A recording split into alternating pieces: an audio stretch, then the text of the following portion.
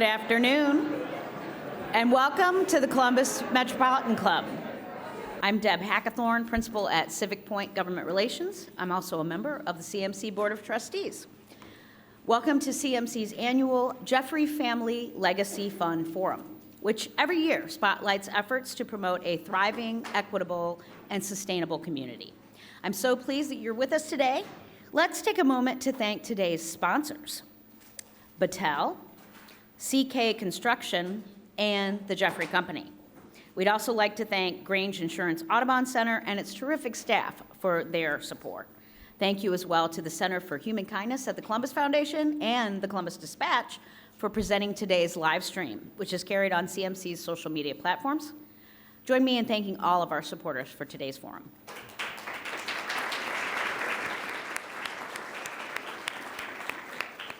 Ohio's high-tech employers will need growing numbers of trained and passionate STEM employees as the state welcomes 2 new Intel plants, plus an array of other new high-tech industries.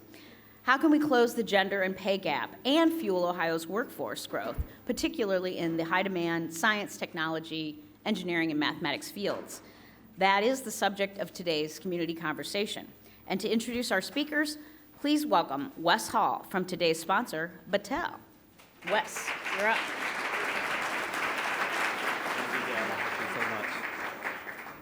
Good afternoon, everyone. And on behalf of Battelle, we're thrilled to be the sponsor of today's event for a critical conversation that is near and dear to our hearts at Battelle.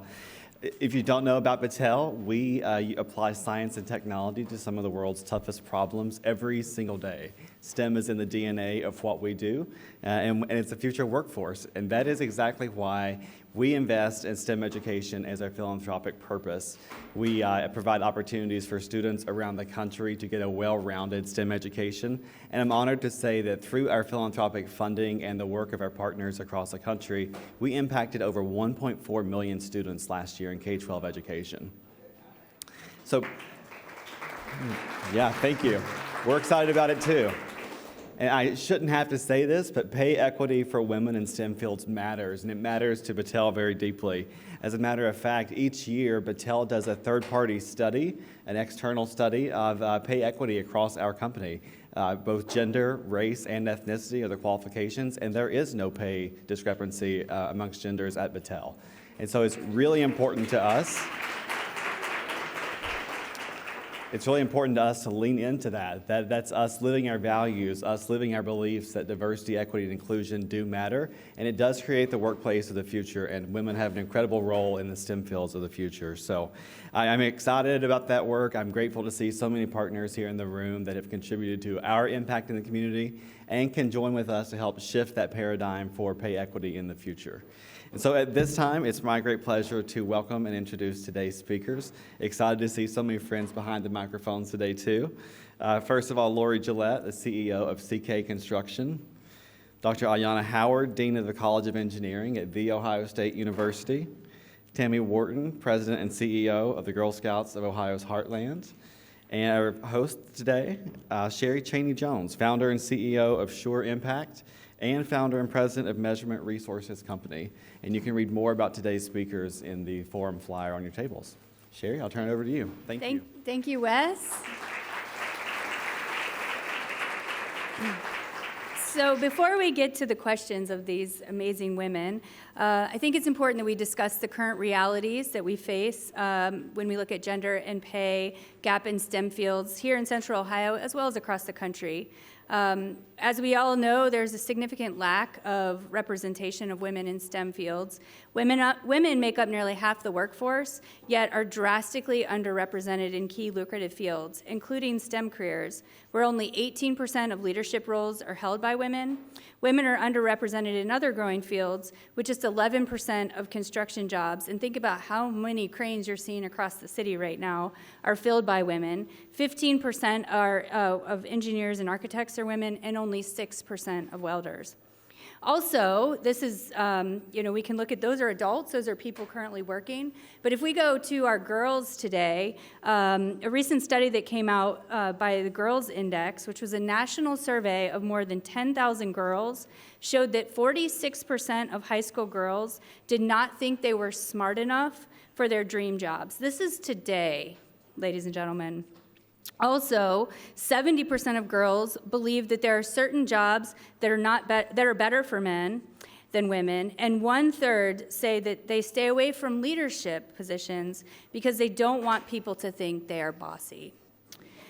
So we've got a lot of work to do. This topic is extremely important. Additionally, my company, Measurement Resources Company, has worked with leaders across the state that receive National Science Foundation Includes grants. And they fund innovative projects designed to increase the participation of underrepresented groups in STEM fields. And this includes women. And one thing that we've found through our research is that one of the most important things we can do for young women to reduce that underrepresentation is have role models. They just don't see women like them. So luckily we have 2 women on our panel that are those role models. So I want to start with Dr. Howard and Lori. This question's for you. You've defied the statistics. You are leaders in STEM. Why did you decide a STEM career, and what specific obstacles, if any, have you experienced that may be different than your male counterparts? So, whichever one wants to go first. All right, so I'm a non-traditional academic. My first career was at NASA Jet Propulsion Laboratory, where I led basically future rover navigation for Mars. And I will say now I'm Dean of Engineering here. Of the 23, I'm the 23rd Dean, first woman Dean of Engineering at The Ohio State University. But I think one of the things that brought me into STEM very early on was I liked technology. You know, I was a geek that wore dresses and climbed trees. And I think with that push, and my dad was an engineer, my mom was a mathematician, and so they just assumed that girls could do anything. And yeah, you can also wear dresses and you can also play with dolls, but if you're techie, you push that. And so I always knew I wanted to be an engineer. I think when I first got into the workplace, started at NASA, there was this thing of I was the second woman in the rover division. And it was like, oh, they let you in. And that was kind of the sentiment the entire time, even though I was leading teams of engineers that were in a lot of cases older than me. That was a sentiment. And I think one of the things is that it was what I loved. It was basically the only thing that I felt I was good at. I didn't like reading. I didn't like the writing, but I could do math. I could do science. I could code. And so I think that's what kept me interested. It was a thing I felt really good about. And even when people said, no, you're not good, I think one of the things about technology is you prove through your abilities. And so you can do time and time again, it's proving through your abilities, and no one can take that away from you. So that's my story, and I'm sticking to it. Thank you. It's a good story. Thank you for having us here today, and thank you, Sheri, for moderating. Appreciate it. I'll just tell a little bit about my personal story. So I grew up in Knox County, Ohio, specifically in Fredericktown. It's a really small town, kind of one of those one traffic light type towns. And I graduated with 88 kids in my high school class, just to give you an idea, of how small it was. But that Fredericktown, Ohio, is where our company was founded. That's where our headquarters were. So you see, we're a family-owned construction company still to this day. It was founded a little over 70 years ago by my grandfather. And currently, we have multiple businesses and we have around 5,000 team members that work across the Midwest and up and down the East Coast, and we do about $2 billion worth of work in the construction industry. And we do that through, we have 3rd-generation leadership right now, still in the family business, thanks to my grandfather's vision and his leadership, and then the 2nd generation that's gotten us to where we are today. But I grew up with that. That's what I grew up with. When I was small and I was young, I was walking around on job sites with a hard hat on. I was crawling up and down, backhoes and bulldozers and digging in the dirt. I grew up about a mile from our office too. So that was my playground. That's where I hung out. That's what I remember. And because of that, my family didn't know it at the time, but they were inadvertently building my confidence to be in a male-dominated industry. And if I look back on it, my first paycheck in the family business came from working in our accounting department between like 6th and 7th grade. So they kind of made me stop playing once I got that old.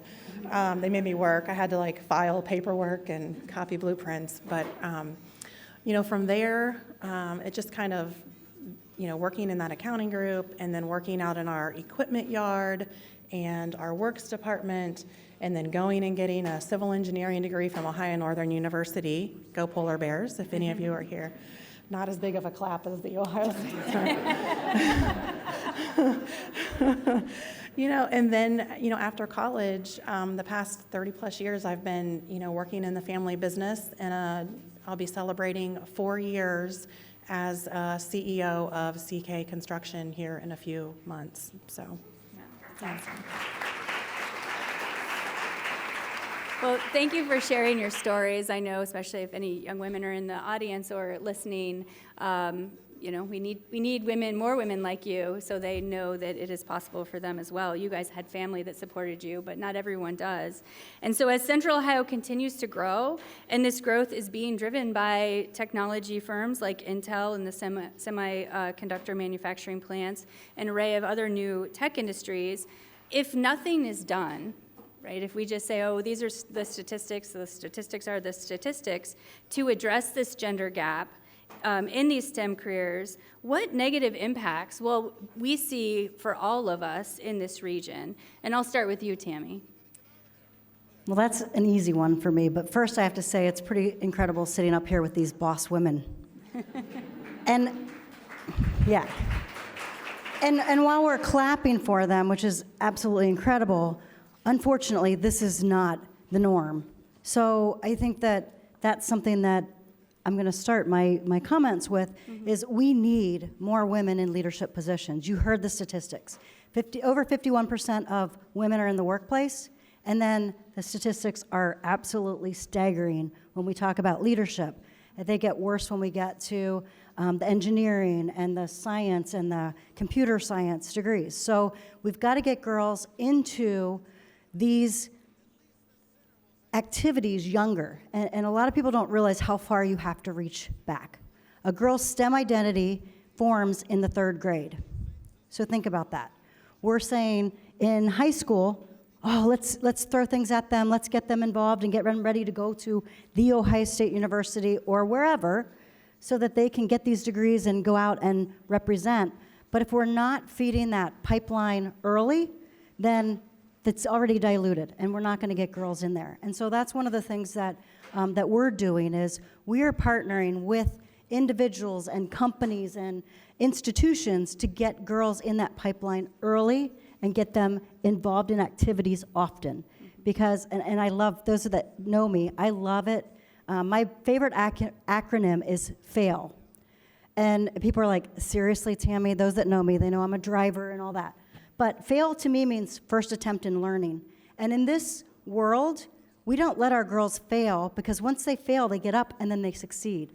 So by having role models and partners that can help them fail and then succeed are going to help them get engaged, participate in activities that they may never have thought of, and then fuel that pipeline. And we can't forget about the caregivers either, because a lot of people will say, oh, girls, they need to go to college, they need to get a 4-year degree, they need to get into all these things. There's a lot of STEM careers out there that you do not need a 4-year degree for. And I know we're working really closely with CK Construction. I got it right? Okay, good. New branding, just had to throw it out there. A little refresh this Monday. Sorry. Anyway, to share with the girls and the caregivers some of those careers that are out there that they can get really good paying careers and set themselves up for success. Yeah, thank you. That was a long answer to a short question. No, this is great. I mean, I'd love to hear it from the construction perspective and the education perspective. What if we just ignore this? Sure. I go back to what I know and kind of, again, I think about, the way that I was raised, and I look at my dad. He worked in our construction business next to his dad and next to his 2 brothers, my uncles. But he was, interestingly enough, he was one of 5 kids. So there were 3 boys and there were 2 girls. So like in the scenario, where were the girls in the construction, in the STEM sector, right? Well, my aunts, they were there early on in their career. They were doing like in high school, they were doing some summer work at the company, but ultimately they did not see construction as a career trajectory for them, and they ultimately went a different direction. And as I look back on that, I try to imagine, where would they have been early in their career if they had had a female mentor in STEM? Would they have taken the trajectory to go straight into, the construction business? They ultimately did go into the construction business later in their careers and became leaders within the business, but where would we have been? And then it makes me reflect on my journey. And, again, I told you guys, I was out on the job sites, crawling around on equipment. I went into a male-dominated field for college. I was surrounded with that. So for me, I had confidence in that, thankfully, because of my family, to be in that male-dominated space. But I imagine where would I be, where would we be today if, when I went into construction, if there had been a female executive within our company, within our family construction business, or within the construction industry in general. There was a few. There was a very small handful, and they were tough. They were tough as nails. That generation, they had to fight really hard, to get to where they were. And they had I kind of feel like their perspective was more of, and I'm thankful for this now, but they kind of wanted to push down a little bit instead of pull up, because they wanted to teach us really, really, really, really hard work. So thanks, I appreciate that. But everybody that I talk to in my generation now that is in a STEM leadership role, they want to break that cycle, and it's unanimous. They're more like, let's figure out how together we can pull, females up, so that we, pull them up into STEM and up into leadership. And those are 2 big kind of topics we can continue to tackle, but those are 2 voids that we still have. I want to talk about the fact that this is a national crisis. So if you look at the data, one of the things about being an educator, we look out 20, 30 years out. And if you look at the decline in high school graduation rates, and yet when you look at college graduates, women are outpacing men. So now on average nationwide is about 56% is women. If you look at STEM, we have still been hovering around, a good year is like 25%. And if you talk to industry, you talk to companies, there is a shortfall of the workforce that has STEM abilities and capabilities. So I'm looking at 20, I'm looking at 30 years out, and basically companies will not be able to fill their jobs. So the cars that we like, the housing, the construction, if we don't have the talent, we can't build. And then we look at other countries that are actually double downing on this. They are engaging more women in their STEM workforce. It also then becomes us as a nation will lose our competitive advantage, and we're starting to see that already. So getting girls interested very early on is not just this is the right thing to do, is actually a crisis. We will not be able to continue as the nation that we are if we don't have every capable person from very early on contributing to the STEM workforce. And so that's what I worry about in terms of as an educator and looking at the 20, 30-year horizon. Yeah, and I think that we find that not only are we currently seeing this gap, even if a woman chooses to enter a STEM field, the data suggests that they're still not met with equal pay, so that could be kind of a discouraging statistic. We're not finding that disparity in other sectors. It's actually wider in the STEM industry. A Stanford University study found that women earn $61,000 in their first job compared to $65,000 for men. So starting out, they have the same degree, same grade point averages, the salary gap begins in day one. And it widens over time, so that's shrinking women's savings and extending their debt burden.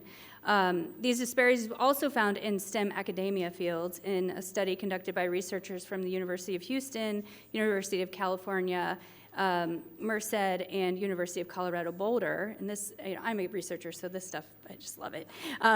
When they compared the highest performing STEM researchers, so we're talking about researchers that are the top of the top of the top, They made about $6,000 less than men researchers in STEM. And then lastly, we see this a world that I know very well, which is women tech entrepreneurs. When women do raise their hand and say, yes, I want to enter the STEM field, I want to get involved, only 2% of VC funds are invested in women-only startups in the tech industry, where 80% of VC funds go to men-only startups. So again, severely reducing the chances of women to succeed in STEM, even when we do everything we can to push them into that. So my question for each of you is, what have you seen contributing to these pay disparities? What can you do, what are you doing to address not only the underrepresentation, but as well as the pay gap? And I'll let whoever go first. Wow. Yes, the statistics are staggering. Thank you for all the sorry. research. No, thank you. I mean, like my gut reaction is, if we don't get this gap closed, I mean, women are going to look elsewhere for jobs, right? I mean, and the problem is, or the opportunity is, let me reframe that, we have so much opportunity for STEM jobs here in Central Ohio and in the entire state. I mean, you know, there's no shortage of that need. We've got, everyone knows Intel, the Honda LG battery facility, and we need to fill STEM jobs all the way from construction, which is today, all the way up through when those facilities are operating and have maintenance and everything. I think there's definitely positive change happening. One thing that I think of is the Governor's Executive Workforce Development Board. And one of the things, I served on that for about 5 years under a couple governors, and I feel like a couple of the positive things that they're doing, especially under Lieutenant Governor Husted and Governor DeWine's leadership, is workforce development across our region and across the state has been kind of fractured. There's a lot of good things that are happening, a lot of good things, but in a fractured manner. And they've been working very diligently the past couple years to try to bring those silos together and weave like a string to kind of tie those together. And one of the positive things that I really appreciate as a business owner, and I think hopefully gets to some of your question, they've added the in-demand jobs, and those are all publicly identified now. And so I think it's really important because now we have visibility on where those opportunities are, so we can all plan, whether we're a business leader or whether we're a student trying to figure out what career we want to go into, or whether we're an educator trying to plan what are we going to do next with our academic curriculum. But the thing that I like is it gives visibility to what the wages should be for that role. So hopefully some of that publicity and consistency and all the stakeholders seeing that will also help to close that gap if we have the visibility on that, especially in the STEM fields. That's one of the things I'm hoping for. Yeah. And I'll jump in. It's not a one-size-fits-all solution, as we know.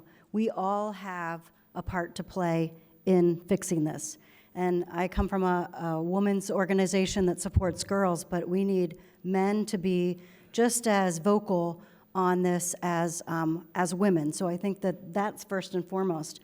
We need a lot of different people speaking up, and we need to hit it at a lot of different angles. We're hitting the kindergarten through 12th grade, and I talked about how important it is to get girls interested, their caregivers interested, but we also need to hit it in the colleges and then afterwards. And then girls need to have not only role models, but also do the research and know what a job is worth, and have the confidence to say, I'm worth earning this much money. And I say that because we know how girls' confidence peaks in the 5th grade, or maybe you don't. It's a pretty scary concept. Peaking in the 5th grade, so if they're going to go and say, well, I'm worth this amount of money because I know this is what it's worth, we need to teach them and support them as they stand up for what is right. So I think one of the kind of piggybacking off of that, and so this comes from my work with a number of nonprofits and corporate boards. And one of the roles as a leader is to actually be much more proactive in this space. I think what happens is as employees, as talents navigate, some are more vocal about their raises or they push back, and others aren't. And as a leader, it really is our job to every year, every 2 years, every 3-year cycle to proactively look at the talent pool, to see if there are issues, and fix it without someone having to come to fix it. And what we find is that it makes it so that the entire employee base understands that this leader believes in equity, irrespective. And again, one of the things is when you look at all data, everyone benefits equally. So it's not just the one person that's the loudest and the brassest and argues for every single $2 that then, of course, outpaces everyone. Everyone is looked at.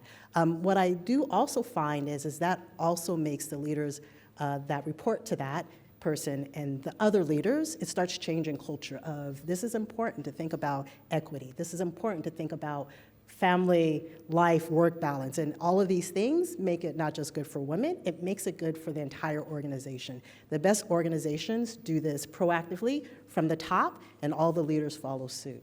Which then benefits the community. So it just trickle down, trickle up effect. Yeah, absolutely. All right, so what we focus on grows, what we measure matters. So how should we collectively, as a community, as a society, be measuring the success of these different initiatives that we're putting into place to ensure that we're not having this panel in 15 years? Well, can I just give another statistic? Yes. So we do not want to have this panel. We want to move the needle. Unfortunately, we haven't.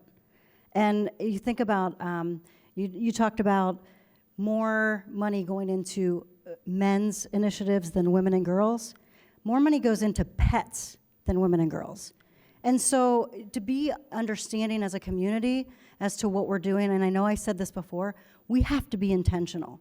We have to support those causes that are helping get our girls and women in these fields. Because, I mean, I don't know who in your families buy cars, but I buy a car for my family. I want the luxuries I want. I don't want things that don't make sense. And if you don't have women at the table in some of these, in the fields, in engineering, et cetera, then it's not going to be prosperous for the company. And money talks. So if companies realize that women bring value based on their knowledge, based on everything that they bring to the table, then they'll begin to support this, this cause. And I hope to heck we're not here in 15 years, but we have to do something today, and it has to be intentional.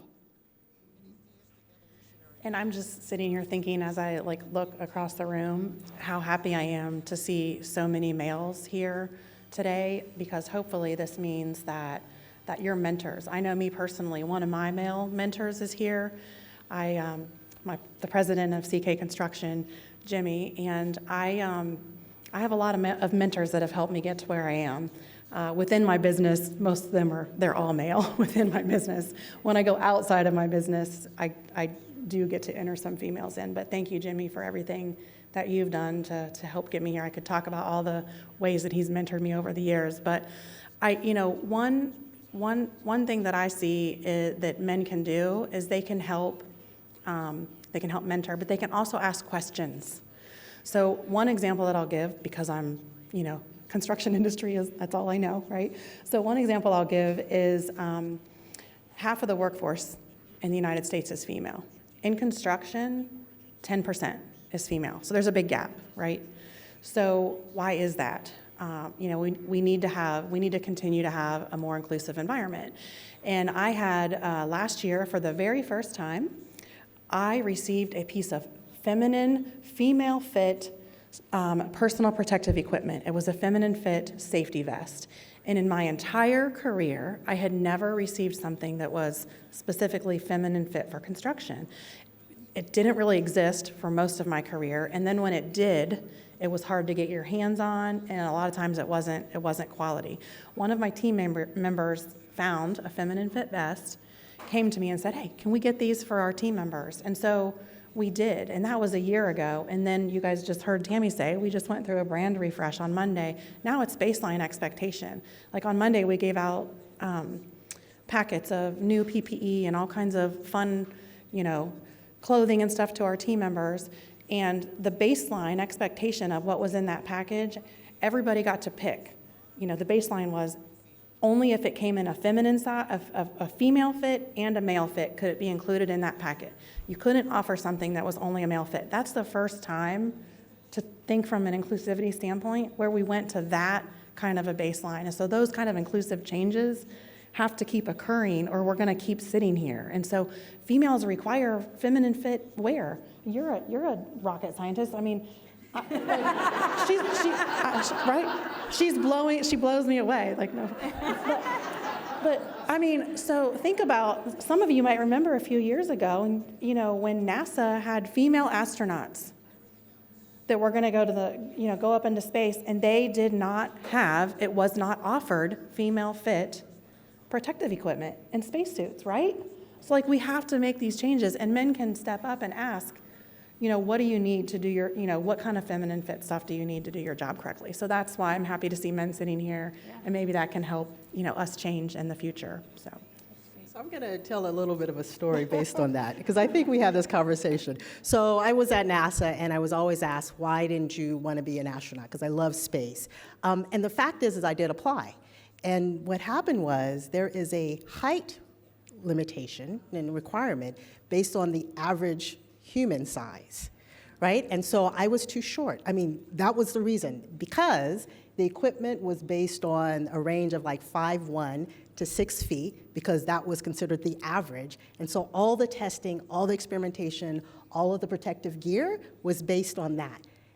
I was like, oh my gosh, like even the technology is biased against women. And so there's a bunch of different stories like that. Airbags, which unfortunately, they did a study, this was a couple of years, and they changed in terms of the dummies, but airbags killed more women than men. Why is this? Well, if you look back, at the time, the dummies that they used to test a lot of these things were based on an average human, which basically meant that you had different proportions, different weights, different heights, and so most women did not necessarily fit into the parameters. It also meant that more kids, if they were sitting in the front seat, were also killed. And so how you do that, you make the kids sit in the back. But if you're driving as a woman, and so I can give you countless examples, heart attacks, medication. There's medication that was tested on menopause that didn't enroll a single female. And so a lot of these things continue to happen. And so I think a lot of it's the allies, the mentorship. When you're in a room and you see that there's someone who's not included, actually speaking up and say, oh, like my representation is, you know, this, there's no one here that can talk about the other side. Maybe we should think about expanding this group. I think everyone can have a voice in that, and it makes it so that the technology actually then works for everyone. Well, we're laughing, but breast cancer used to be with men only. So you think about that today, and I know we have Komen for the cure and everything, but it started with research on men until like the 90s, I think. And then I'd like to say it was a Girl Scout that introduced that, but it might have been an ally, a man that stepped up. So I agree with you guys. I think we need men and women both stepping up to help with this. Yeah, absolutely. And I think I'm glad that you're talking about some of these things, because the research also shows, we talked about what's keeping girls from entering.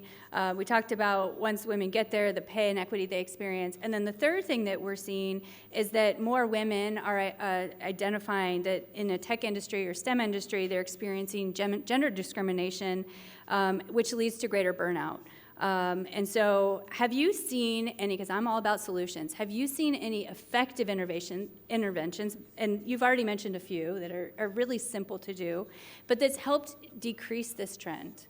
So decrease discrimination, increase, job satisfaction, reduce burnout for women? Are you guys looking at me for this?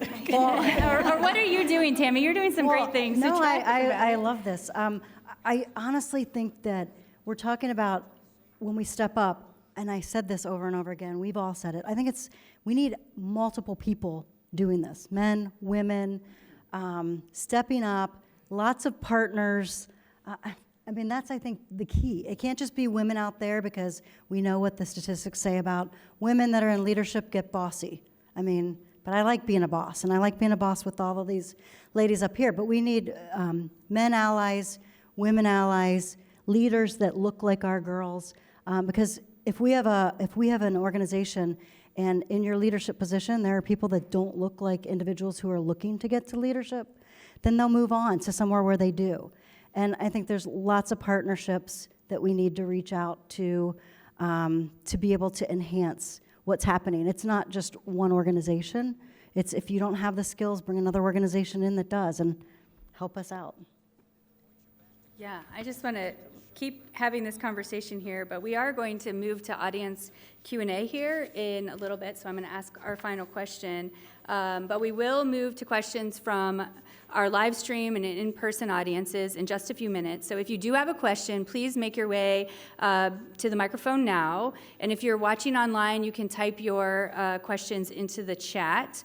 So before we do take audience questions, if you want to continue to address some of these solutions to gender burnout, Dr. Howard or Lori.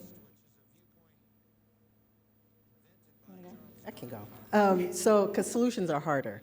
I think one of the things about the solutions, it comes from two camps. As a woman leader, you have to be okay with being called a boss, or bossy, or draconian, or a bee, or I'm going through all the things I've been called. And you just have to. I am. But I think if you decide to really lean into this as a leader, know that not everyone out in the world is going to be open and receptive. But take on that. But being very intentional and conscious that this is a war still in order to make it better for everyone. I think on the other side, it's this allyship. I can't talk enough about that, given that there's such a low percentage of women that are in the workforce, that are in STEM workforce. Women can't keep fighting and then do the work, do the job, right? And so it becomes really unfair if you have your women engineers that not only do they have to fight for equity, but then they also have to do the good job of, like, we teach them how to be engineers, not how to be advocates or political activists. We teach them how to be engineers. And to force that is just a disservice to the entire tech company's entire community. And so I think that allyship is really, really, really just as important as having women leaders that are like, you know what, I'm just going to bear this as my burden and make it so that it's good and better for everyone. Can I just add one other thing? Diversity is not one person, one woman at the table.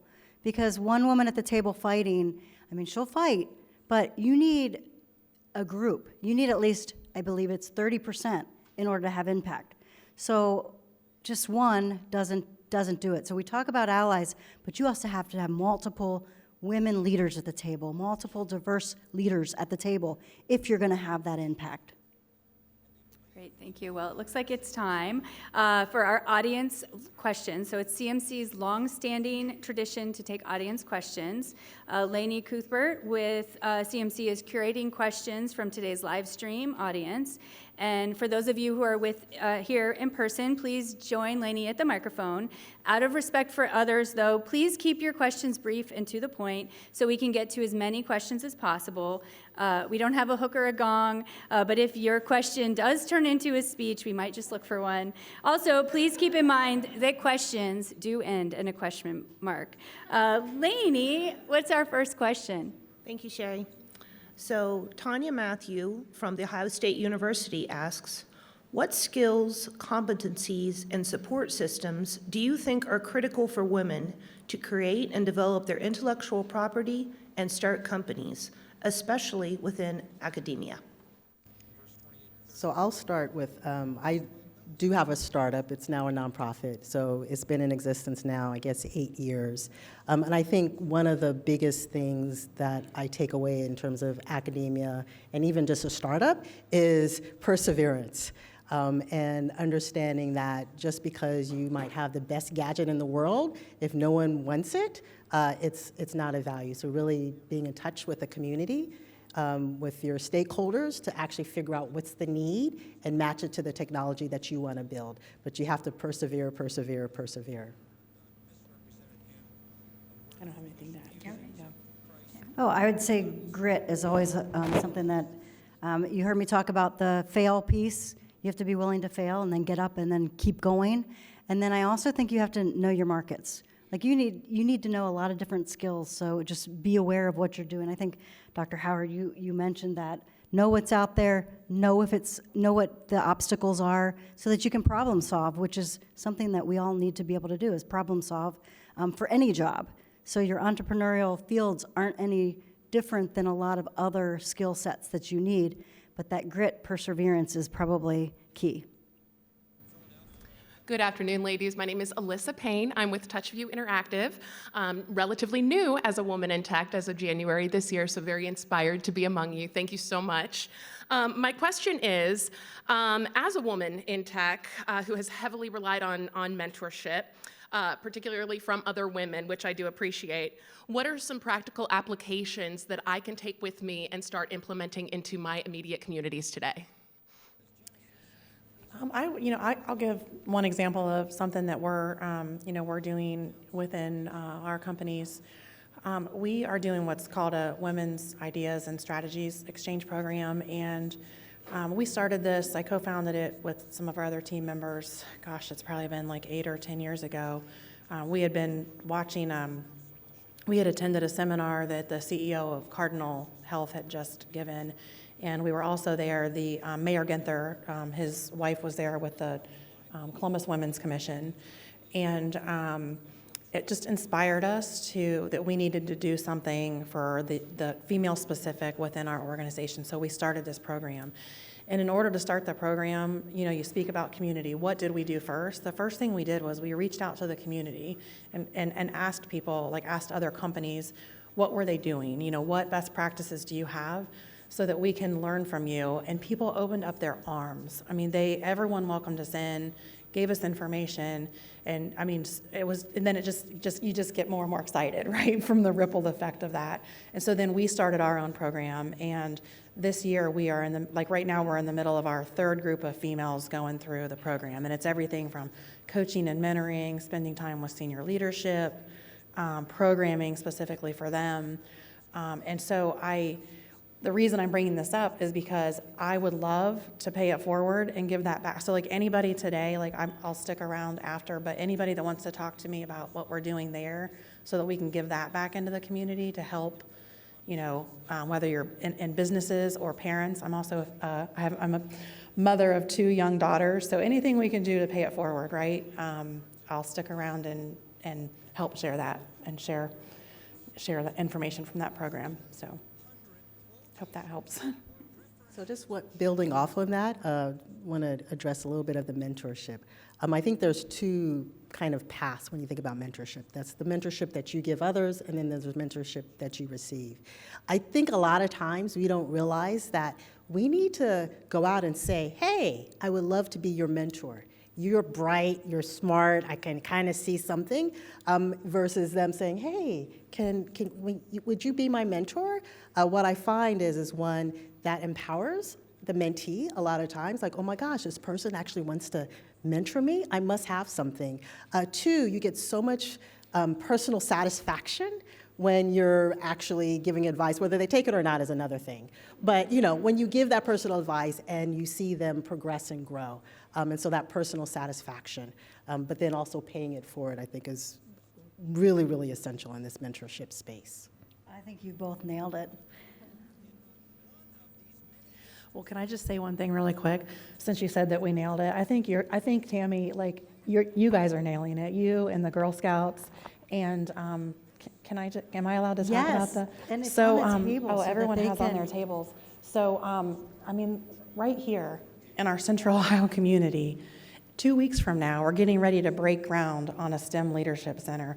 So talk about paying it forward and doing it every single day, what the Girl Scouts do. I mean, they touch more girls in this country than anyone else. And we talk about building their confidence and how it decreases, like you said, from 9 years old or from 5th grade, or debatable, but at a way too young age. So I just want to say thank you for everything that you guys are doing, and we're excited to see that project go up in our community.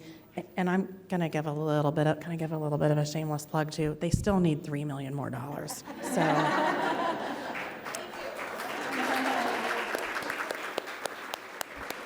So on your tables, there is some information about it. And if you want to write a check, you can like see us later. No, but this wouldn't have been possible without the community investments. And I know that Battelle introduced us, CK Construction, you all, Nationwide, AEP. There's been so many companies and individuals in this community that understand the issues that we're facing and the challenge that is right now for our future workforce. So this is starting at the beginning of the pipeline. There's a lot of people that we need along the way to make success for the jobs now, because I think there's like 4,000 STEM jobs in Columbus alone that are going unfilled right now. And so with these companies coming into town, it's going to be a lot more. So we need to fill that pipeline today so that we have that future workforce. So thank you for plugging this. Yes, we do need $3 million, and we're grateful to all of the community partners that we have because we always consider ourselves as experts in girls. This is for girls. This is for all youth because we'll have field trips out there, and it's going to be a community resource as well. And the partners are not just funders, it's partners in programming because we don't know it all. And so to get the diverse representation in the industries and women leaders, those are the partners that we're pulling together for this great project, which is going to support our school systems, which need some help.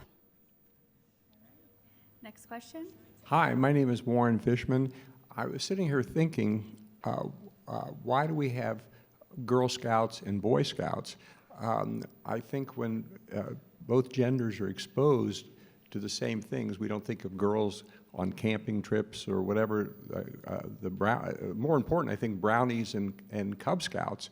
I think at the young age, if they're exposed to each other and the same activities, the girls would have more confidence to take those leadership roles. So that's my question. Thanks. So I love this question because I love to give you the research, and the research shows, I'm jumping right in. Girls learn best in an all-girl environment. You know, they have a place where they can, there's that research is out there, it's undisputed. Do y'all know how boys learn best? It's in a co-ed environment. So when we put boys and girls together for a learning environment, it's not helping the girls, it's helping the boys. So we really have to think about, and there's advantages out there. I'm not saying that there aren't good times or good lessons out there, but if we truly want to talk about addressing this gender issue, then we need environments where girls can gain the courage, and they gain the courage when they're with other girls. So I had to jump in. Oh, that's good.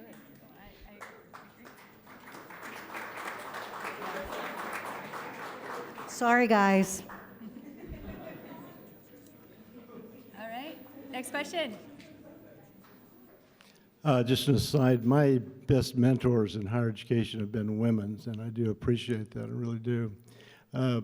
You mentioned being intentional, and I've always thought that benign neglect works very well to maintain the status quo.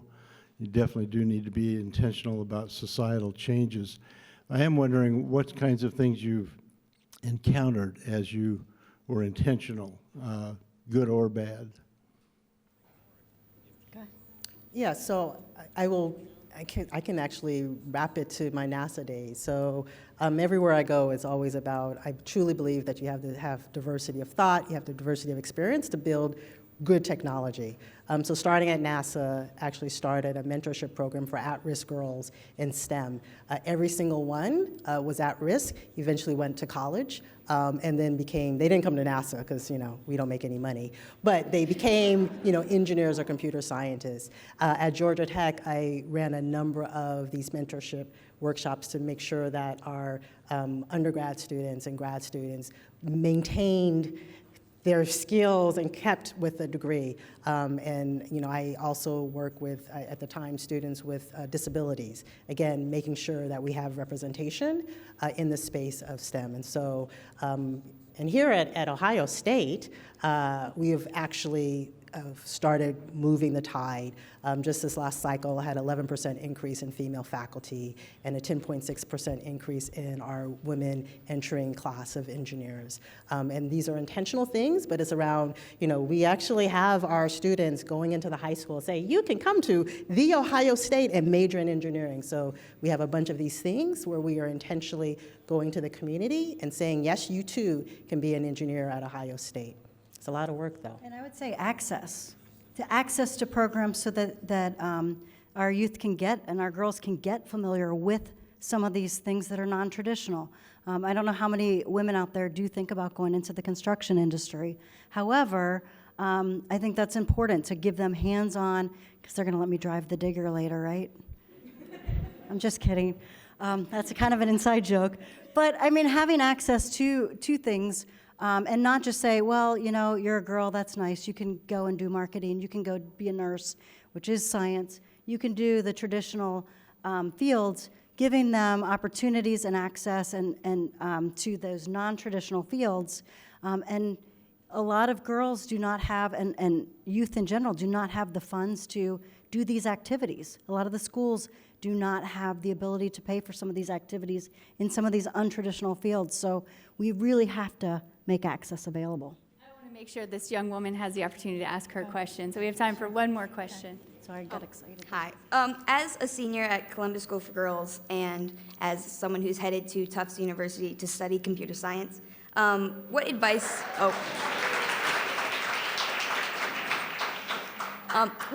would you have for me and my fellow peers as we start our careers? I would say, as an entering freshman, make sure you find your community and your cohort. So one of the best things is when you find your cohort and community, you'll realize that everyone's going through the same thing, especially as a freshman. It's not just you. It's not an isolated event. And what that means is you kind of move together. And I will tell you, at the universities, I'll see students that started in a cohort, and they kind of take the same classes, and they work together. And as a cohort, they all do better than the person who's like, I can do it by myself. I'm smart enough. I can beat the professors. It's like, no. And so really try to find your community as soon as you get to campus. I would say believe in yourself. You can do this. You have been successful up throughout your whole career. Just keep believing in yourself. Even when it's sometimes hard, you can do this.